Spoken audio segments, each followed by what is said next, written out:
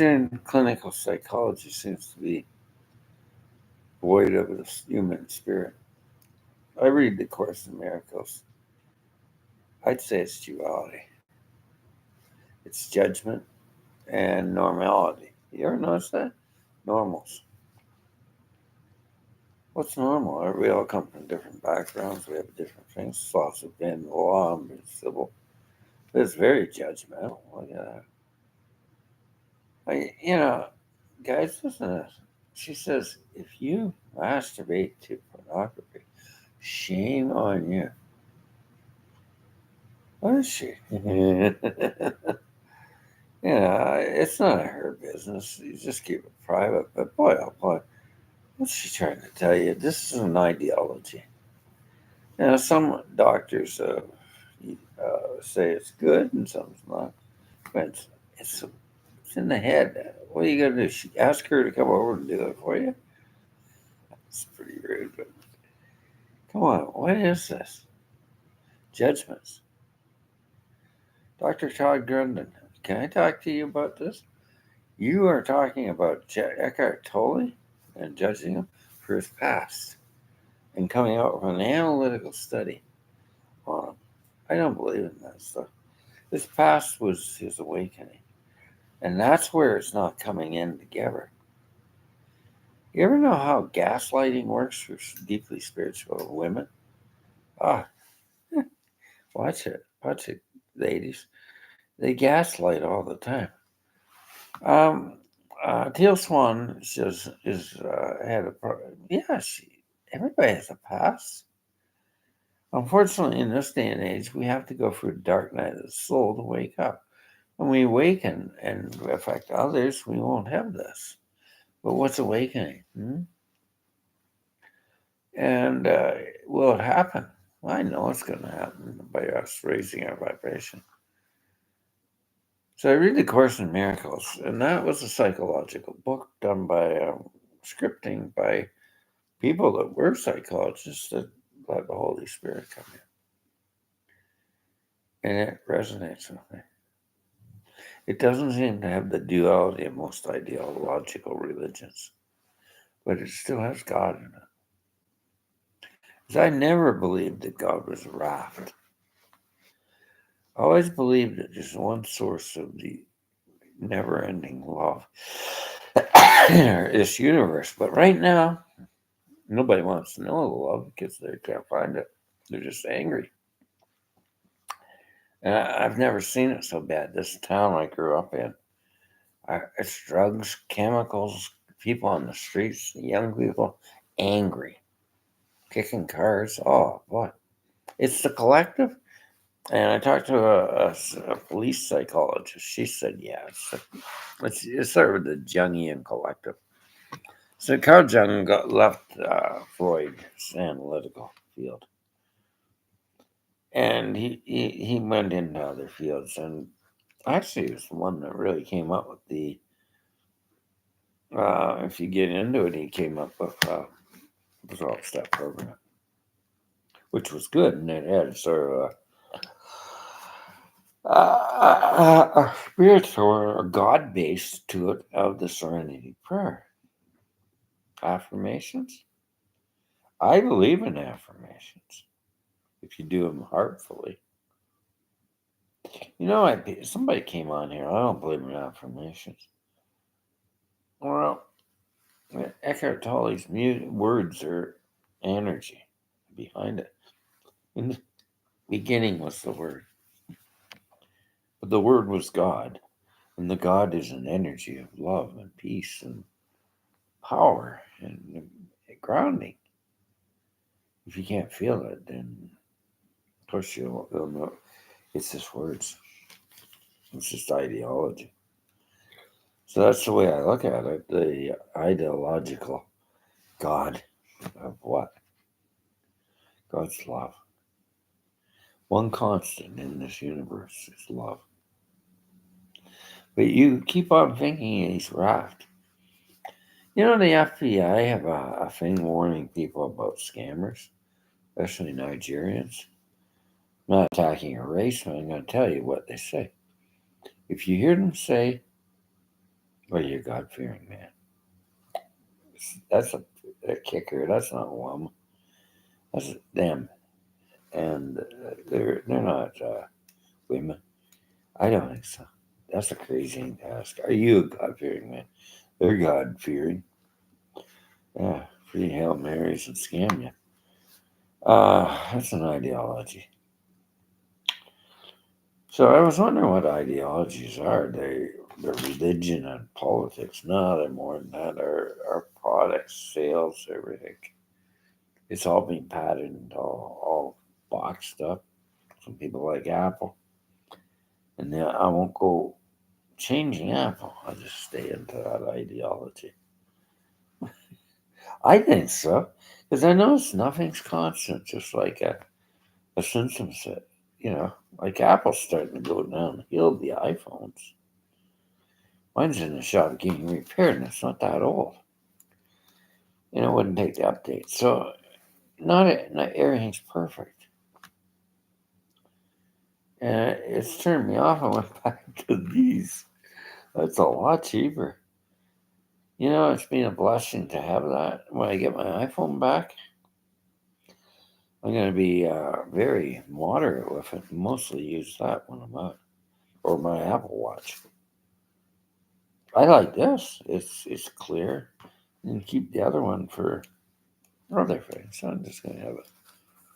Well, I think for a business home, I just use this. It's perfect. I say here on it. It's cheap too. It was, and using a pen and paper is good. So what am I going to do my life coaching and my Reiki business with? I'm looking at paper belt. It looks like a platform. I need to get working at this, and I'll tell you what. I see so much mess up in people right now, and businesses. Just, I think we've overwhelmed our society. I really think we have. I see companies that are just falling apart at the seams. New startups falling apart. They don't know what they're doing. Mismanagement, organization, the structure's just tearing apart at the seams. Have you noticed that? Have you noticed that people aren't creatively thinking? They're not very creative at all. They're just sort of in a stupor, like a bug. You go call a lawyer and you explain what's going on. This guy didn't have a clue. He just kept on the same thing. Nah, it's impossible. I've had about a couple of people that won't even work because they can't have any creativity. So I know myself as a traumatized PTSD person that had it. That sounds like a social trauma going on. A social trauma. I've never seen it as bad. It's starting to peak right now. After 224, it is really extreme. Have you noticed it? Have you noticed the shift here? So it's got to get really bad before it gets good. That's what it is. It's like we are really, like I really suffered for years of depression and trauma. And she's up there in BC, and she finally got into horse therapy and doing it for a living. And she realized that it was burnout from her jobs. It wasn't right for her. That's my problem with normality. Not one job fits one person. There's a lot of us that are very sensitive. And I can't believe it. I was in the hospital. She said to me, this woman that was a, what do you call them? PO, personal care person. Why are you so sensitive? Because I'm proud of it. I like being sensitive. It's just things I don't want to hear. Like what? I don't want to hear that Palestinian war. It seems to be getting, it seems to be fake news. It seems like they're siding with Palestine's Hamas and giving false information.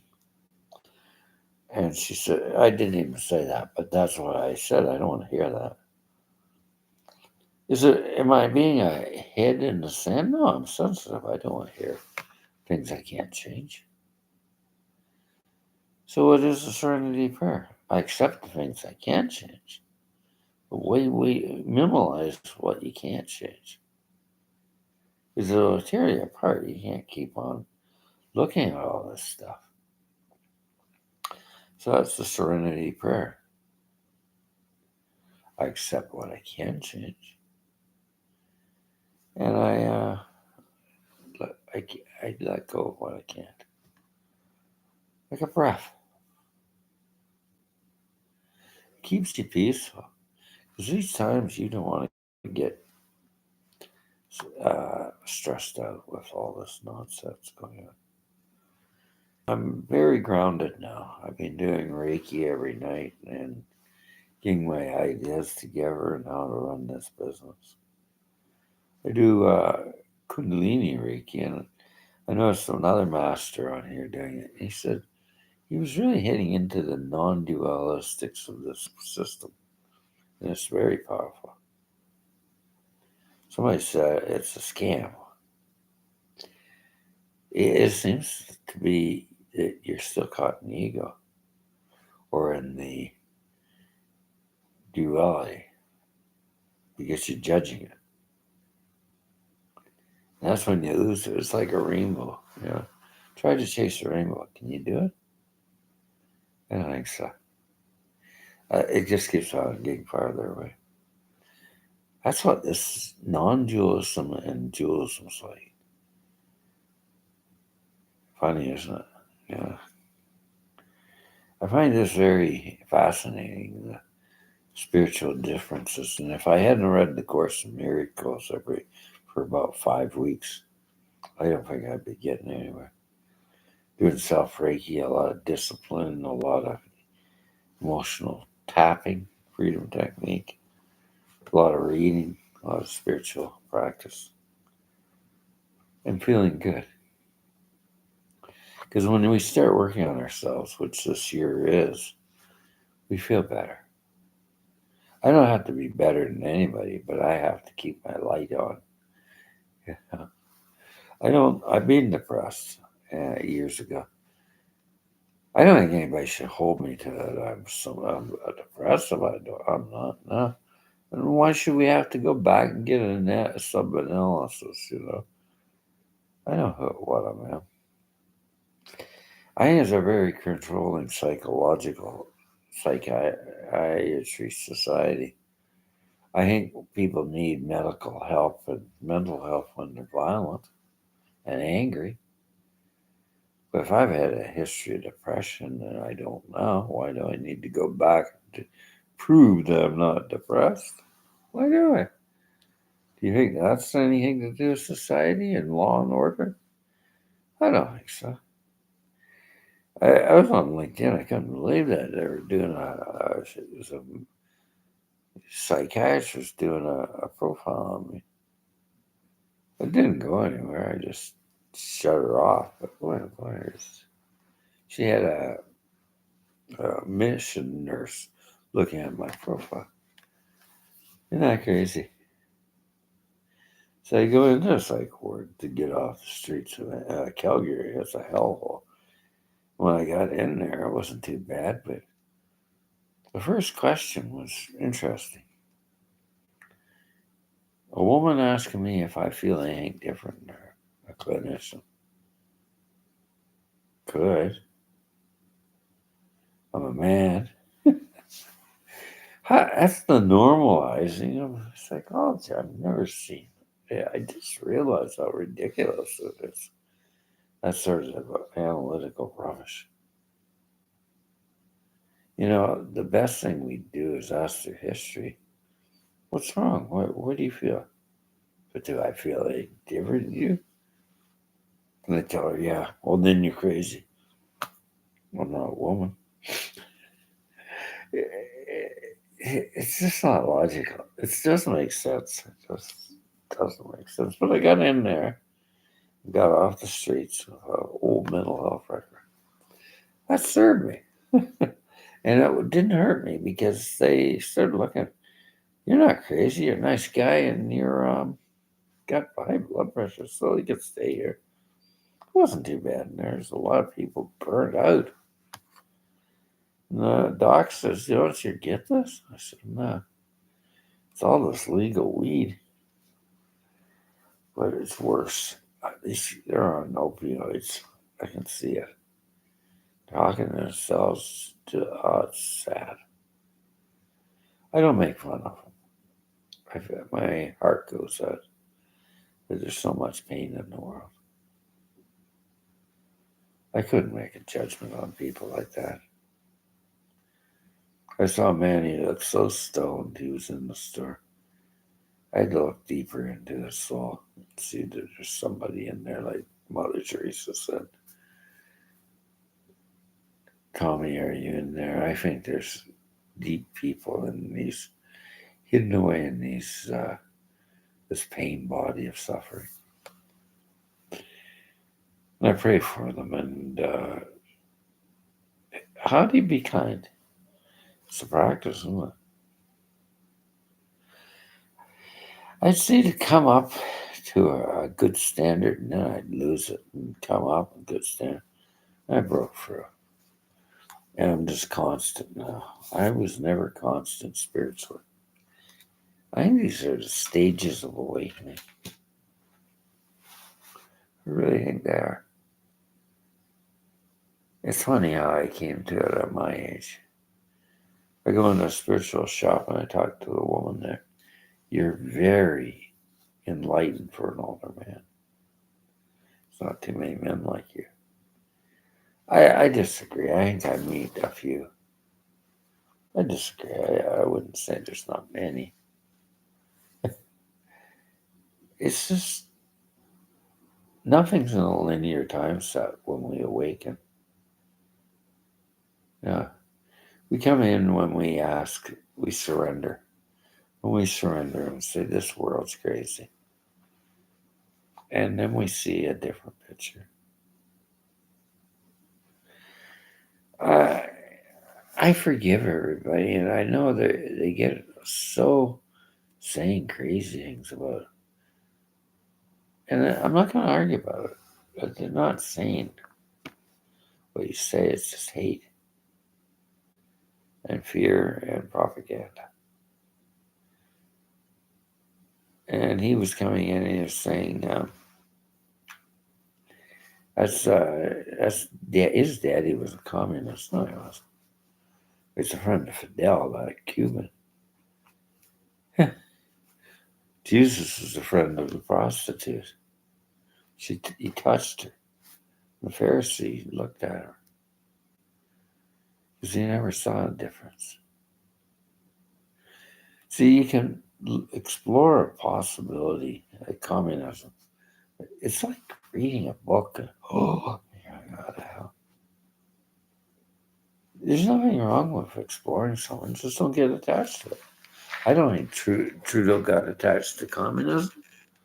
I don't think Pierre Elliott Trudeau got attached to communism. That's a bunch of lies. And he was just a federalist liberal. And he was a good prime minister. He had more gumption than his son. He was just one of the most intelligent men I've ever seen in power, as far as I'm concerned. And when he died, there was such mourning for him. I can't believe these people do what they say in these right-wing areas. I didn't mind Trudeau. I know things were breaking down when I was in Ottawa. I went to a Catholic church and they wanted to get him out because it was against the FLQ. He wasn't a federalist, and he wanted to keep federalism there. That was a French Canadian church, Catholic church. I couldn't believe they get into politics. I thought that might be it, church and state. He said it's separate. I think it should be, really. But I'm going to tell you something. There's a middle point here. I think the United States now needs to come more back into God we trust. That could be Muslim or anything, any religion, any spirituality. to get some essence of grounding into that we are spiritual beings, because you're over the top in debt and materialism. And racism's coming in at an alarming rate. It's such a toxic time. The United States and Canada are really at a tipping point. I've never seen this before. I guess it started with the pandemic. But, when things are tough, we should pull together, but we don't now. What is it? It's the media systems. They're dividing us. And, I don't care if people don't like me. I just say my truth wisely. Can't help you.